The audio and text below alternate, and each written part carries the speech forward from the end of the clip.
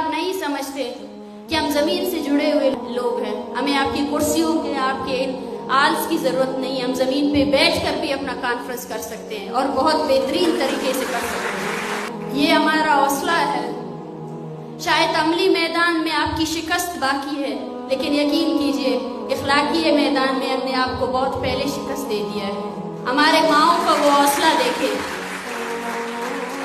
जो अपने बच्चों की ड्रिल सदा डेथ बॉडीज भी अगर उठाते हैं ना, तो वो उनके नज़रिए के साथ उठाते हैं और आपके सामने सरेंडर नहीं करते हैं। और आप ऐसी कौम को अपने किराए के कुछ मुलाजिम लाकर उनको अफसर का लक़ब देकर रोकना चाहते हैं। मुझे अफसोस होता है कि आपने कुछ नहीं सीखा और आप कभी कुछ सीखने वाले भी नहीं हैं। आप कदगन लगाएं, आप सियासी कारकुनान को अगवा करें और शायद उनकी मसफ़शुदा लाशें भी फेंकें, लेकिन एक और नस्ल उभरेगी। जो अब उभरी है वो आगे भी उभरेगी और उभरती रहेगी, आपकी मजम्मत, आपके खिलाफ मजम्मत करती रहेगी। आप जानते हैं कि मशके में एक ऐसी आर्मी तैनात की गई है जो वहाँ लोगों से मजदूरी लेती है। सुबह के टाइम तमाम लोगों को फौजी कैंप्स में बुलाया जाता है, पूरा दिन उनसे मजदूरी कराई जाती है और रात के टाइम उनको छोड़ दिया जाता है।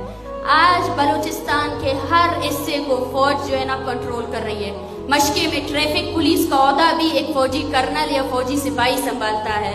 तो आप खुद सोचें कि मिलिट्राइजेशन की हद क्या है। आपको मशके या आवारान जाने के लिए सबसे पहले वीज़ा लेना पड़ता है, ठप्पा लगाना पड़ता है, अपने कागजात जमा करवाने पड़ते हैं उन कैंपों में कि आप कौन हैं, कहाँ जा रहे हैं, किससे मिलने जा रहे हैं।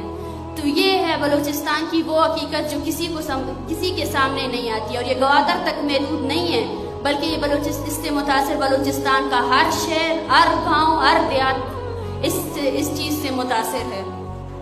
नाम निहाद मेगा प्रोजेक्ट के नाम पर बलूचिस्तान की तरक्की के नारे लगाने वालों ने सिर्फ और सिर्फ बलूचिस्तान को एक मिलिट्री जोन में तब्दील किया है। आप खुद सोचें, बलूचिस्तान इस मुल्क का सबसे पसमानदा तरीन इलाका है।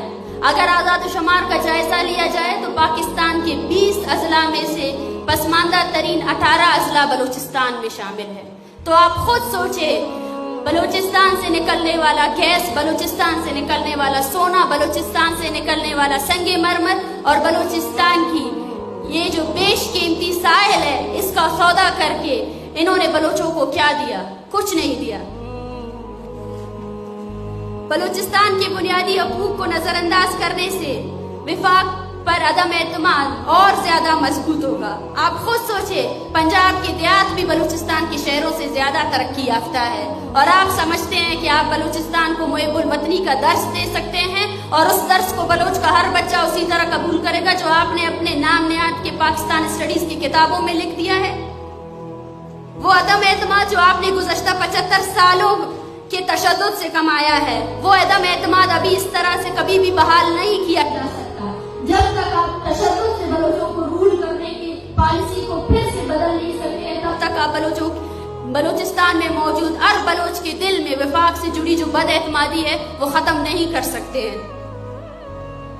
बलोच के साइल और वसाइल पर पहला हक बलोच का है। बलोच को अपने साइल और वसाइल की हिफाजत खुद करनी है और इसका वाहिद हल बलोच कौमी मुज़म्मत है। अगर आज बलोच अपने साइल और वसाइल की दिफा करने में नाकामयाब रहा तो इसकी भारी कीमत हमारी आने वाली नस्लों को चुकानी पड़ेगी। अगर बलोच अपनी शिनाख्त और कल्चर को एक्सटिंक्ट होने से बचाना चाहता है तो अपनी सरजमीन का दिफा करना जरूरी है, क्योंकि फलस्तीन के बगैर फलस्तीनी का कोई वजूद नहीं है। इसी तरह मैं समझती हूँ बलूचिस्तान के बगैर बलोच का भी कोई पहचान नहीं है।